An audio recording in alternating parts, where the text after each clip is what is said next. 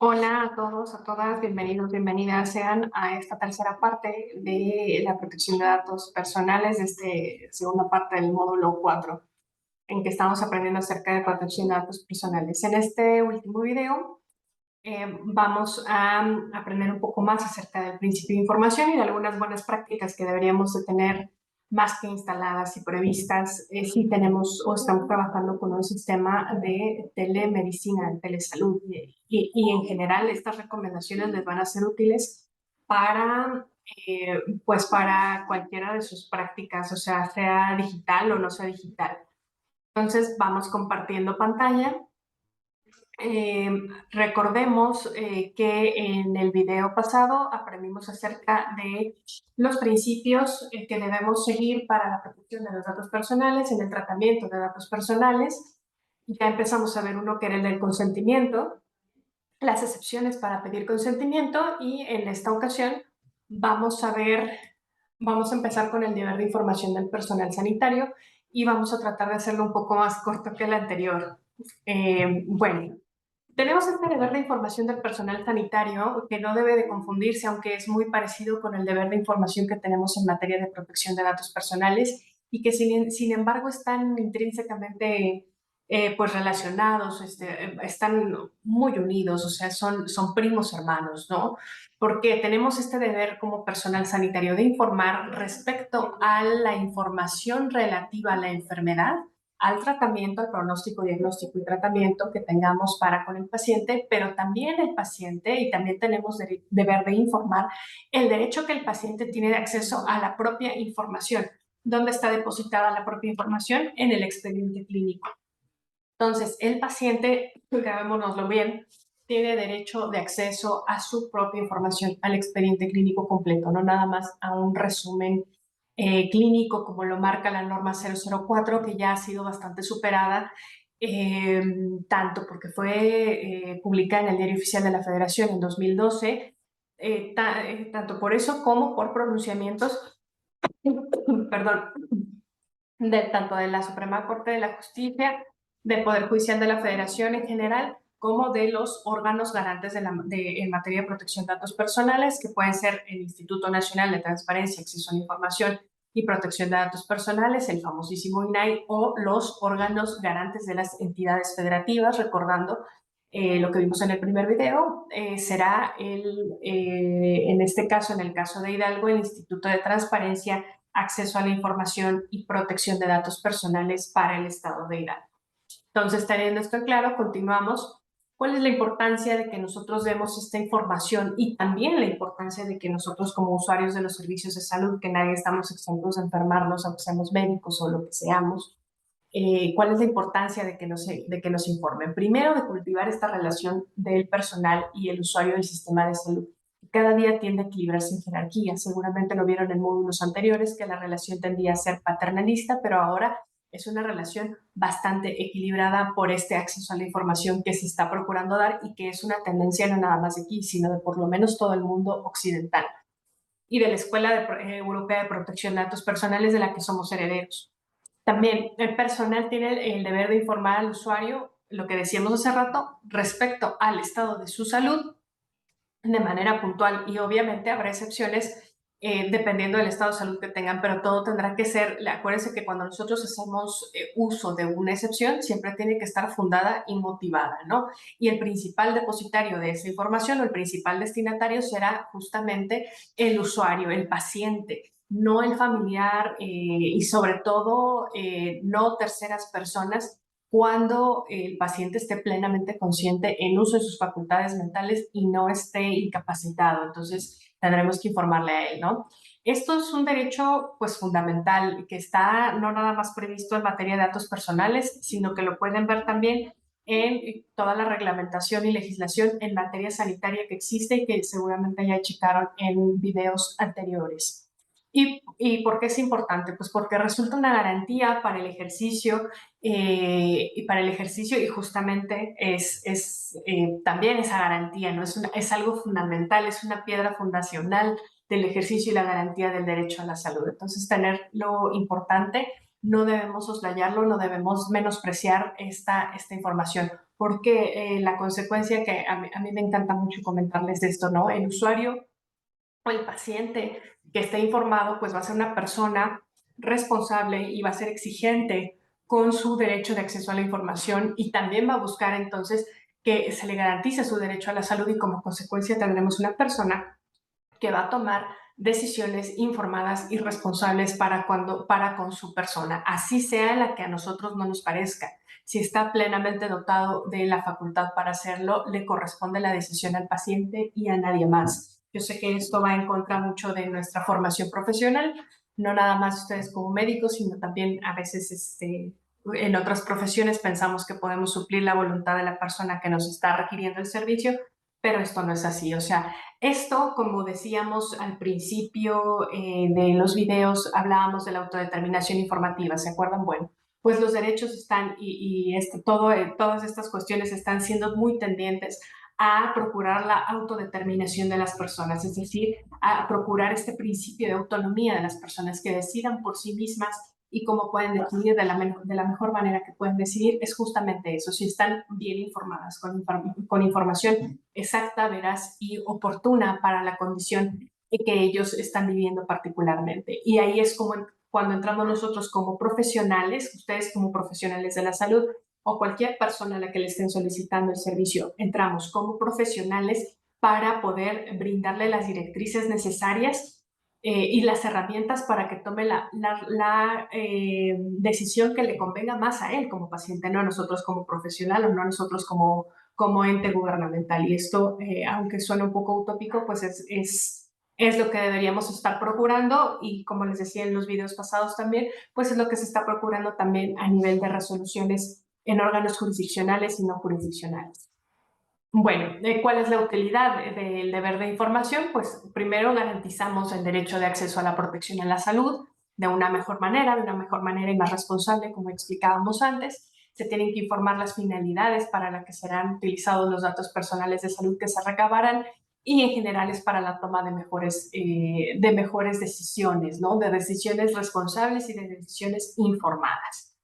¿Cuáles son las obligaciones que yo tengo como responsable de datos, de datos personales, ¿no?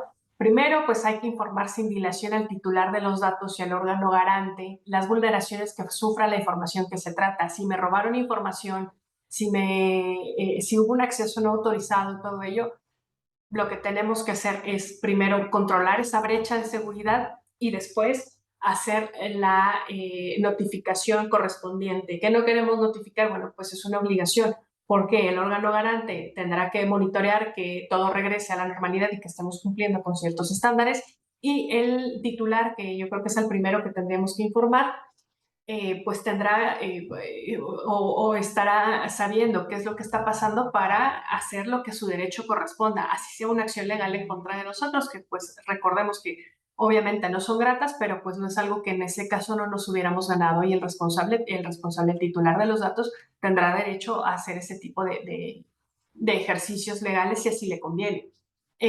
Cuando estamos ante una vulneración, si tenemos pérdida o destrucción no autorizada, robo, extravío o copia no autorizada, uso, acceso o tratamiento no autorizados y daño, alteración o modificación, todo esto no autorizado. Otra obligación del responsable es que tenemos que guardar confidencialidad aún después de terminar la relación con el titular de los datos personales. Esto ya lo habíamos comentado y esto ustedes lo saben que va muy estrechamente relacionado con el secreto profesional. Digamos, les decía que esta cuestión de principio de confidencialidad y derecho y secreto profesional pues son como primos hermanos de lo relacionado que están manos y van de la mano, como los principios que vimos de protección de datos. También debemos de tomar como responsabilidad todas las medidas para que los datos sean exactos, completos, correctos y actualizados. Ya lo hablábamos en cuanto al principio de exactitud y de legalidad que vimos en el video pasado.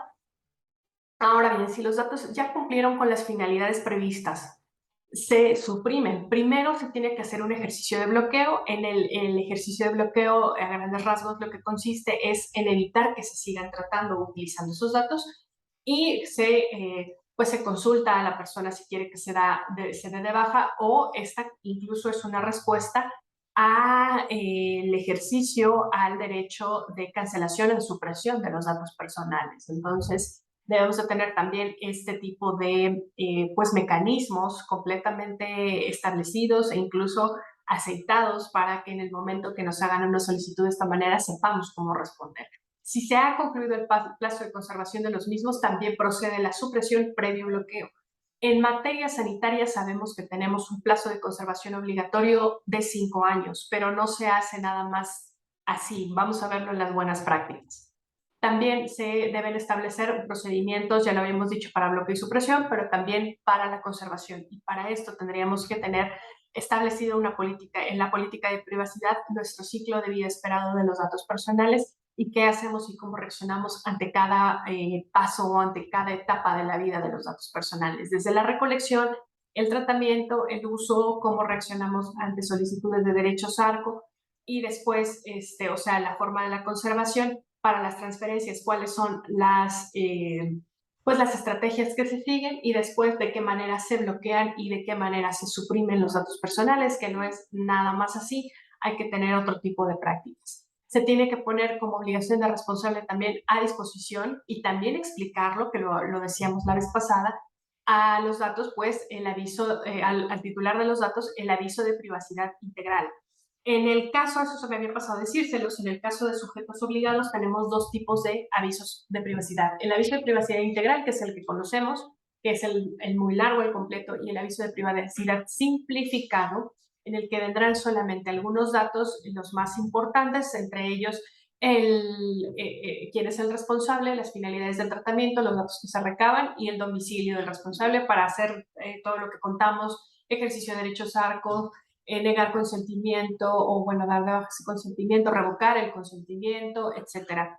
Y ese aviso simplificado nos tiene que llevar siempre al aviso de privacidad integral, que siempre tiene que estar disponible y actualizado de manera permanente en una fuente de acceso rápida y confiable. Es más, si nos lo pidiera en ese momento, yo le doy mi aviso de privacidad simplificado y si me pide el aviso de privacidad integral, yo tendría que ser capaz de proporcionárselo a la persona y además ser capaz de explicarle completamente en qué consiste cada parte. Ahora bien, también tiene la obligación de establecer medidas de seguridad correspondientes al nivel de sensibilidad de los datos. Aquí estamos viendo que tenemos datos de muy, muy alto nivel, por eso los clasifican de sensibilidad, por eso son datos personales sensibles. Para, otra vez regresamos a ese esquema imaginario que tenemos de ciclo de vida de datos personales, desde la recolección hasta su bloqueo y supresión, para procurar esa conservación y protección y que no tengamos este tipo de incidentes que ya estamos viendo aquí. Eso se le llama sistema de gestión de los datos personales y tendría que estar incluido en un documento general que se llame política de privacidad o en un sistema de gestión o en un documento de seguridad incluso. Bueno, ¿cuáles son algunas actividades que tenemos pendientes a establecer y mantener medidas de seguridad para protección de datos personales? Crear políticas internas, definir funciones y obligaciones del personal, elaborar un inventario de datos personales y de los sistemas de tratamiento, que ese es otro documento aparte del que hemos explicado, realizar también análisis de riesgo o análisis de brecha. Ya vieron aquí el análisis de riesgo, se toma en cuenta las amenazas y las vulnerabilidades existentes referentes a sistemas de hardware, software y personal del responsable. Realizar análisis de brecha, o sea, las medidas de seguridad existentes contra las faltantes, y ahí entonces nos ponemos a hacer la resta y a ver en dónde estamos saliendo a deber de eso. Por ejemplo, es muy común que tengamos un servidor y que no tengamos el respaldo, o que el respaldo lo estemos guardando en el mismo lugar físico que el servidor, y entonces si ocurriera una cuestión un incidente de carácter físico como un incendio, pues ahí se fue toda la información, ¿no? O si entran a robar porque tenemos una deficiente medida de seguridad física o incluso un robo electrónico porque tenemos una deficiente medida de seguridad electrónica, no tenemos las capas de protección suficiente, pues ahí se va toda la información, la original, digamos, y la de respaldo. Entonces, por eso es tan importante hacer estos análisis de brecha y análisis de riesgo. También se tiene que elaborar un plan de trabajo para el cumplimiento de estas políticas de privacidad y para la implementación de las medidas de seguridad faltantes. Por eso es recomendable que no pase más de un año, tal vez dos, exagerando, pero la recomendación sería que no pase más de un año en el que se reúnan todas las personas responsables y pues se reúnan tal cual de rendir cuentas de cómo están funcionando las cosas, qué es lo que falta y qué es lo que está funcionando bien para que no tengamos este tipo de brechas de seguridad ni de violentación ni nada, porque recuerden que pues para todo hay consecuencias y algo que se me hace muy positivo que tuvo la legislación en la reforma, a partir de la reforma constitucional de 2014, es que ya todas las sanciones bajan no al responsable de transparencia, no al responsable de la unidad, bajan hasta el funcionario público que ha cometido la infracción, ¿no? La infracción en materia de protección de datos. O sea, que también puede ser la persona que esté más arriba en jerarquía o puede ser, pues, al que nos toque, ¿no? Entonces, todo eso se señala y por eso es importante establecer todos estos caminos en el que podamos tener perfectamente trazable qué fue lo que pasó en caso de un incidente de esto, sobre todo no para castigar, sino para prevenir, para deslindar responsabilidades y para prevenir en un momento dado que pase otra vez, ¿no? Por eso es tan importante la privacidad por diseño y por defecto, porque en el momento en el que yo estoy diseñando desde mi institución, que pudiera ser, no sé, estoy diseñando, pensemos en el ejemplo de aquí, estoy diseñando mi comisión de arbitraje médico, estamos en 2011 y estamos diseñando una comisión de arbitraje médico del Estado de Hidalgo, entonces si yo incorporo la privacidad por diseño y por defecto, entonces lo que va a pasar es que los datos personales serán tratados desde el diseño y por defecto, sin intervención casi humana. O sea, va a caminar solo esta cuestión de que se estén tratando apegados a la legislación de protección de datos. También se tiene que monitorear y revisar periódicamente esas medidas de seguridad implementadas, que era lo que les comentaba también, y también diseñar y aplicar capacitación entre el personal. Y esta capacitación tiene que ser periódica, tiene que ser permanente, tiene que estar siendo actualizada, y además en temas específicos. No vale que no sé, cada que cambie la administración, ustedes estén contactando, por ejemplo, al Instituto de Transparencia y les vayan a decir que son los datos personales. O sea, no, tenemos que estar bastante actualizados y ser bastante incisivos en qué es lo que puede estar faltando y esto lo tenemos que hacer específicamente acorde al nivel y responsabilidad de las funciones que se estén dando. Bueno, en cuanto a las buenas prácticas que se pueden realizar, primero, el cumplimiento de las normas oficiales mexicanas. Estando ya en un medio electrónico, la norma oficial mexicana, la 004 del expediente clínico, sigue siendo completamente aplicable. No nos vayamos con la idea de que la 024 es la que aplica para expedientes clínicos electrónicos. Por supuesto que no. Lo que nos da la norma 024 es este sistema de intercambio de registros electrónicos en salud.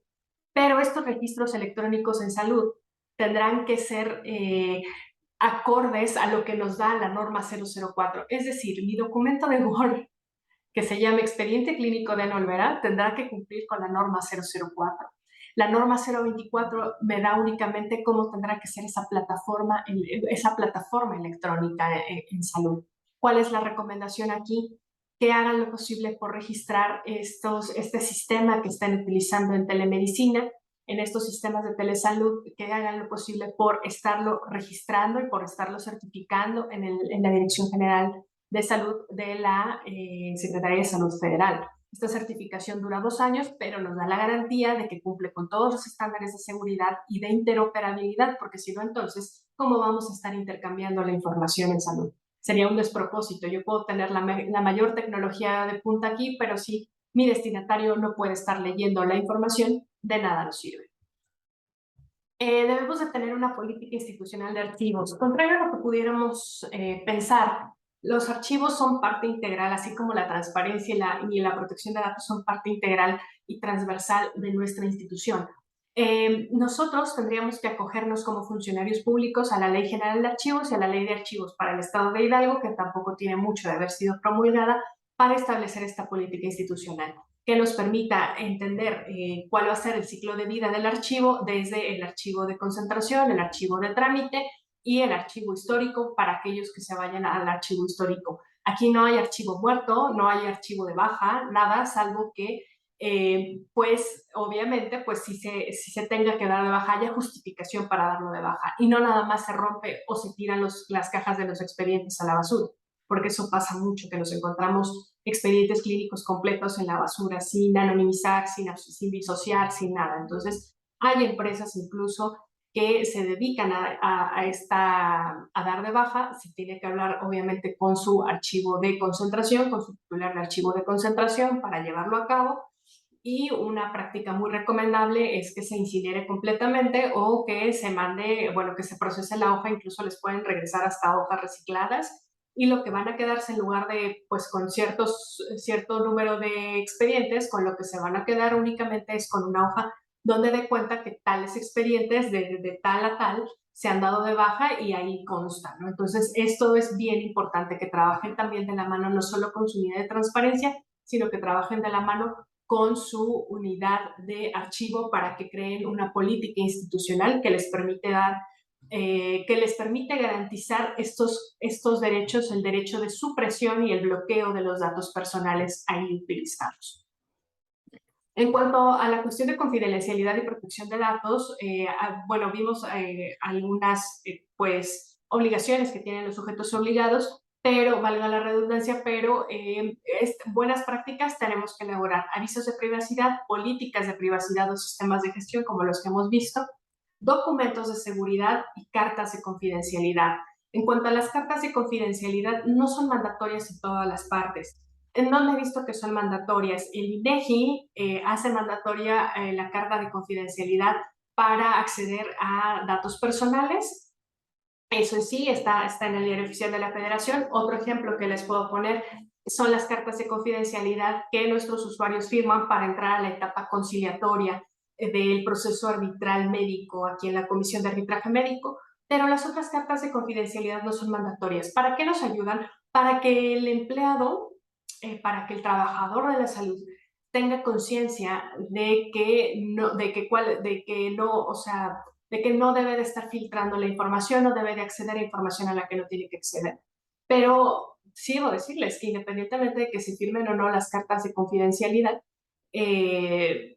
pues la aplicación de la ley es completamente mandatoria. O sea, no importa si está firmada la carta de confidencialidad o no, eso no me exime de estar cumpliendo la ley que me aplique. Y pues esa responsabilidad tengo yo de saber qué ley me aplica y qué ley es aplicable a mi servicio público como servidor público. Entonces, bueno, y dejé el último, la evaluación de impacto de protección de datos personales, que en este caso me parece que es mandatoria porque pensemos en un sistema de telesalud a nivel estatal. Tendríamos que hacer una evaluación de impacto que incluya todos estos puntos, cómo lo estoy tratando, cómo estoy tratando mis datos personales, y que y sobre todo, bueno, se hace nada más en ciertas partes que yo creo que a mí me parece que son completamente obligatorias. Una es que sea tratamiento masivo de datos personales, que en este caso se daría si estamos hablando de un sistema de telemedicina a nivel estatal. Y la otra, que se traten datos personales sensibles. Y aquí tenemos los de salud, entonces empata perfectamente. Bueno, también algo muy interesante y algo que no debemos dejar de lado como buena práctica es el diseño institucional para la rendición de cuentas, en el que el líder se conciba como tal, como un líder, pero que promueva el cumplimiento de la ley y que lo promueva de manera equitativa. Es decir, aquí todos cumplimos todos y hay sanciones para todos los que haya que sancionar. O sea, no tenemos preferencias. Yo sé que esto suena casi ideal, pero si nosotros estableciéramos un diseño institucional para la rendición de cuentas y desde la privacidad para el diseño y para el defecto, tendríamos prácticamente cumplida pues la legislación en materia de protección de datos. Y bueno, pues con esto yo finalizaría este módulo. Perdón por la tardanza en los últimos dos videos. Estos son mis datos. Si ustedes gustan escribirme para cualquier duda o comentario, con muchísimo gusto, los leeré con mucha atención y con mucho gusto. Y bueno, como lectura complementaria hay varias, pero a mí me encantaría que pudieran leer los lineamientos para realizar una evaluación de impacto, eh, como esta lectura complementaria, porque ahí viene casi subsumido todo lo que tendríamos que, en la evaluación de impacto, en el cuerpo de la evaluación de impacto, me voy a regresar un poquito, viene casi elaboración de avisos de privacidad, políticas de privacidad, el sistema de gestión de protección de datos, su documento de seguridad, análisis de brecha y análisis de riesgo, y si tienen cartas de confidencialidad, además de que les piden opiniones de expertos, por lo que creo que les puede beneficiar bastante para conocer de manera general, pues con lo que deberían de cumplir en el sistema de telemedicina para proteger los datos personales de los usuarios del sistema de salud. Nuevamente les doy las gracias por su atención y estoy a sus órdenes. No nos restaría más que contestar una pequeña evaluación que les voy a dejar con los responsables del programa para ver qué es lo que hemos aprendido o detectar nuestras áreas de oportunidad. Muchas gracias y hasta luego.